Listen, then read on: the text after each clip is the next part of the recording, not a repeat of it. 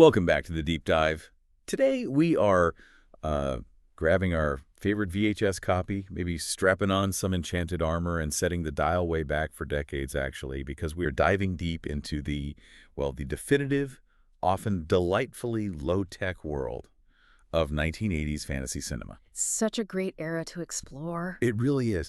And you look at the sheer ambition of these films. I mean, you realize it was a time of really groundbreaking practical effects and world building. They had to compensate, right?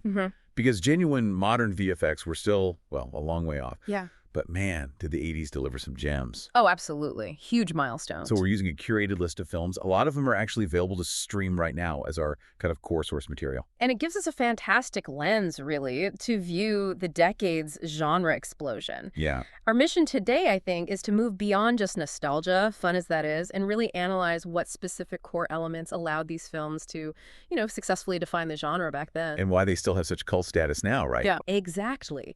These movies created cinematic icons. In our analysis, it really highlights that the formula was often found in maybe three major touchstones. Okay. You've got the pure sword and sorcery boost from Conan the Barbarian. Right, the big one. Then the definitive Greek mythology adaptation in Clash of the Titans. Ah, love that one. And of course, the unforgettable characters and just the grand love story that make The Princess Bride kind of a template for the whole genre. Okay, perfect setup. Let's unpack this. Starting with the foundation, the backbone, traditional sword and sorcery. Right. This was the era where, the marketing promised pure, unadulterated escapism. And it feels like everything starts with the standard setter, Conan the Barbarian.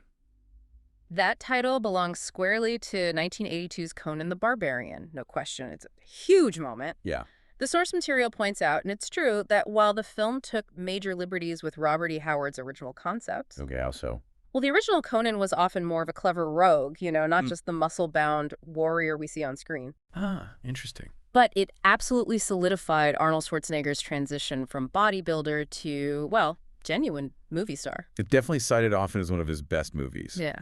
And what's key, I think, is how it dictated the visual language of fantasy for the rest of the decade. Absolutely. Before Conan, fantasy films were often, well, either very high art, like, say, Excalibur, or maybe very family-friendly. Yeah, Conan brought this raw, kind of visceral edge. Exactly. It set the standard for sword and sorcery for years because it translated that gritty, violent aesthetic of the comic books right onto the screen. They created this truly vibrant and frankly brutal take on the Hyborian Age. It was packed with thrilling fight scenes, unique creature designs. You could almost feel the magic. And the one-liners. Oh, yeah, and those great one-liners that immediately defined Schwarzenegger's whole on-screen persona. It was violent, it was epic, and crucially, it was hugely marketable. So if Conan set that gold standard, what happened next?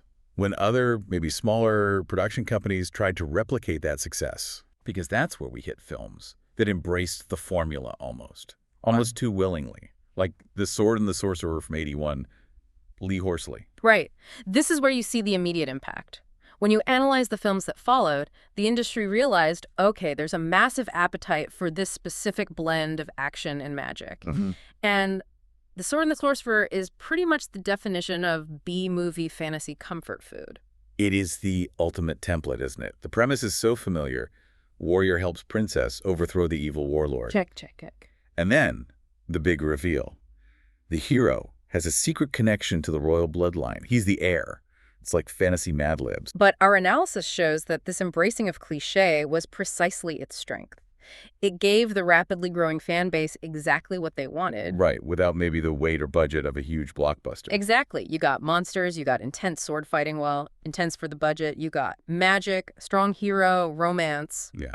All wrapped up neatly. And the weapon. You can't forget the weapon. Oh, the three-bladed sword. Yes, the one that could launch its blades. Yeah. That kind of over-the-top, slightly gimmicky weapon design just screams 80s fantasy aesthetic. It perfectly captures the spirit. And speaking of hitting all the expected notes, you've got Hawk the Slayer, which came out right at the beginning, 1980. Hawk the Slayer. It falls into that same sort of category as Sword and the Sorcerer, It aims to deliver a fun adventure, not really reinvent the wheel. Often working with a noticeably lower budget than Conan, you could tell. You could definitely tell. But what's fascinating about this film, for me, is the specific niche it filled. because there wasn't a proper big-budget live-action Dungeons & Dragons movie in the 80s. Our research suggests Hawk the Slayer kind of became the proxy for that. It absolutely carries that D&D vibe. The structure feels just like an adventuring party, doesn't it? Totally. You've got sorcery, you've got different fantasy races, a classic quest against a very clearly defined evil wizard brother. It had that immediate familiarity for anyone playing tabletop games back then. People often call it cheesy, and okay, maybe it is. A little bit. But the sheer enthusiasm, the commitment to the fantasy look despite the limits, that's what made it kind of enduringly charming for that audience. Okay, so Section 1 showed us the sturdy, if sometimes formulaic blueprint for 80s fantasy. Muscle, magic, not too much thinking required. Pretty much. Minimal existential angst. But here's where it gets really interesting. The sources show the genre quickly learned to color outside those lines. Right. The 80s fantasy umbrella stretched way wider than just armor and swords. That's the critical shift, I think. The genre proved incredibly adaptable. It started finding fantasy elements in unusual, non-traditional settings. Forcing the audience to look for magic in unexpected places. Exactly. Like, take the animated film The Secret of NIMH. Highly lauded. Which is a complete pivot away from medieval kingdoms. This is Don Bluth, 1982. Yep, based on a children's book from 71. But it puts the story in a recognizable modern-day setting, well, modern-ish rural setting, and injects fantasy through magic and these highly intelligent talking animals. Rats and a crow, mainly. And what stands out, beyond just the premise, a mouse trying to save her sick son, is the visual style. Bluth's style was very distinct. Oh, yeah. Don Bluth was a force in the 80s. His animation was distinctly darker, more intense than, say, Disney's output at the time. The film deals with real threats, genuine fear, complex backstories among the animals. The stakes feel much higher. It's family-friendly, technically, but it doesn't shy away from being visually and emotionally intense. That's a hallmark of a lot of 80s cinema, isn't it? That slightly darker edge. It really is, yeah. Whether live action or animated. And if we want to talk about unique settings, Yeah. how much further can you get than prehistoric times? Right. Enter Quest for Fire from 1981. This is just a remarkable achievement. It is. It completely skips medieval Europe, jumps straight into deep prehistory. Yeah. A caveman story uses the foundation for a full-fledged fantasy adventure. Complete with questing and conflict between different distinct tribes. Exactly. And what's fascinating is the director, Jean-Jacques Annaud, he essentially created a fantasy world out of, like, anthropological concepts. There's no real dialogue, is there? No, not in the traditional sense. They had to invent nonverbal communication, physical markers for the different groups. It required this incredibly dedicated artistic vision. Wow. And it paid off critically. This wasn't just for a niche audience. It got an 88% on Rotten Tomatoes. And an Oscar. And crucially, yes, an Academy Award for Best Makeup. That's a massive detail. Why is that so significant? It confirms that in the 80s, where CGI was, barely starting, physical and practical visual innovation, like Oscar-winning makeup, could elevate a fantasy film to mainstream critical and award recognition. That's a huge testament to practical filmmaking. Okay, speaking of visual innovation, we have to talk about Fire and Ice. Ah, yes. 1983.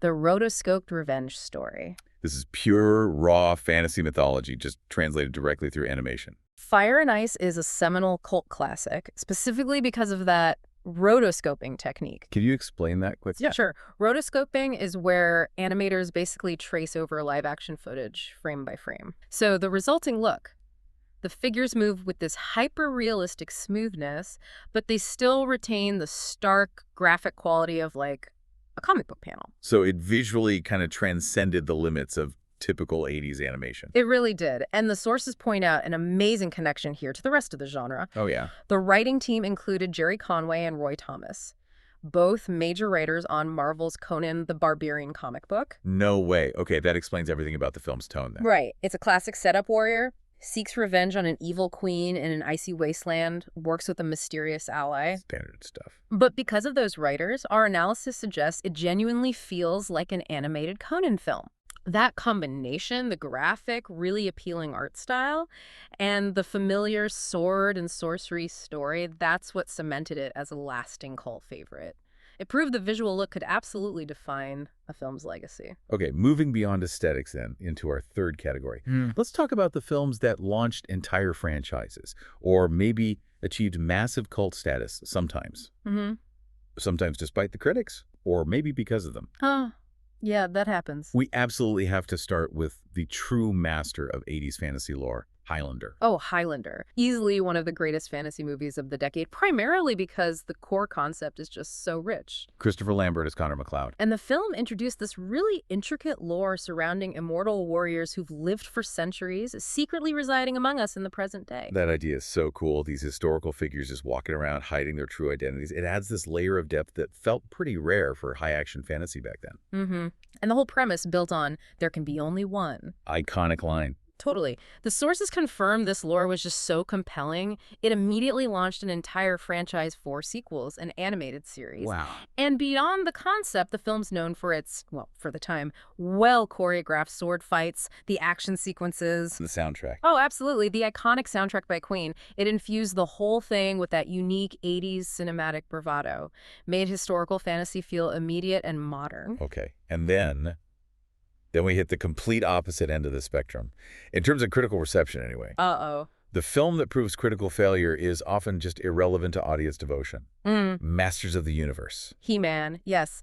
The 1987 live-action adaptation of the toy line, it is a textbook case study in how nostalgia and, let's be honest, camp can overcome even the most dismal reviews. I remember the reviews at the time. It was panned mercilessly. Like a dismal 21% on Rotten Tomatoes, I think. Something like that, yeah. Terrible, yet it developed this huge, lasting cult following. It's fascinating. So what's the analysis there? What risk did they take? Well, the big one, likely to make it viable and maybe save on the pure fantasy budget, was the producers made this drastic decision to mix Eternia with 1980s real life. Right. They bring He-Man and Skeletor to Earth, to California, was it? Yep. Transplanted them right into suburbia. It was a massive swing away from the cartoon and the toys. And despite the, let's say, mixed results of that creative decision, the film wasn't without some genuine, unforgettable strengths that probably cemented that cult status. Absolutely. It benefited enormously from 2 fantastic performances, really. Okay. Frank Langella gave this appropriately over-the-top, campy, yet somehow genuinely menacing performance as Skeletor. He really went for it. He brought, like, Shakespearean gravitas to a cartoon villain. It was amazing. And then you have the sheer physical presence of Dolph Lundgren as He-Man. Perfect casting, physically. Right. Those performances, played with such commitment, lent themselves perfectly to that larger-than-life, high-camp feeling that, 80s fantasy sometimes really needed to survive. It's proof that iconic characters, even in a flawed movie, can elevate the whole production if played right. Totally. Commitment is key. So, when we connect all this, zoom out to the bigger picture, what does this collection of films tell us about the 1980s fantasy landscape overall? We've seen the formulaic success, the niche artistic stuff, the cult devotions. Yeah, if we connect the dots, I think the decade offered incredible breadth, but the common thread seems to be tenacity. Maybe. Tenacity, how so? What allowed these films to succeed, even with limited VFX, was this laser focus on either a strong, reliable story formula like Conan or Sword and The Sorcerer, or genuine visual innovation, whether that was Oscar-winning practical makeup in Quest for Fire or rotoscoping in Fire and Ice. So strong concepts and memorable characters kind of filled the gap left by technology. Exactly. They served as the necessary compensation for technical limitations. It feels like the 80s audience valued originality and commitment over maybe polished perfection. That makes sense. Yeah. And just to reinforce how deep this well of 80s fantasy actually runs, the analysis of fan comments associated with our source material, it reveals some huge omissions from the streaming list they used. Oh, that's interesting. Like what? It reinforces the idea that the decade was just overflowing with imaginative options. Yeah, this raises an important point about the genre's true saturation back then. Fans immediately pointed out films not on that prime list that they consider essential 80s fantasy. Like John Borman's 1981 classic, Excalibur. Right. A much more artistic, serious take on Arthurian myth. Beautiful film. And others mentioned were Legend, The Never-Ending Story. Oh, of course. Red Sonja? Yep. The list just goes on and on, doesn't it? Wow. Yeah, that tells you this decade wasn't just some brief trend. It was a constant imaginative deluge that really fundamentally shaped how we view blockbuster fantasy even today. The 80s gave us everything from those definitive genre blueprints to art house acclaim to, those utterly beloved flops that define so many childhoods. Absolutely. And that leads us to maybe a final provocative thought that kind of builds on all this material. Okay, lay it on us. We've established that critical panning didn't stop Masters of the Universe from becoming beloved, right? Sure. And low budgets didn't stop films like The Sword and The Sorcerer from cementing the genre formula. So, if the success of 80s fantasy hinged less on high Rotten Tomatoes scores and more on unforgettable visuals and memorable, committed characters, what modern films that critics maybe hate today, the ones currently being dismissed as flocks or just schlock, what are the chances those will be the cult classics we'll be enthusiastically diving into 40 years from now? Ooh, that is a brilliant question to end on. Something to definitely mull over the next time you're browsing a streaming platform and skip past something that looks maybe a little too low budget or critically panned. You never know. You really don't. Thank you for joining us on this deep dive into 1980s fantasy cinema.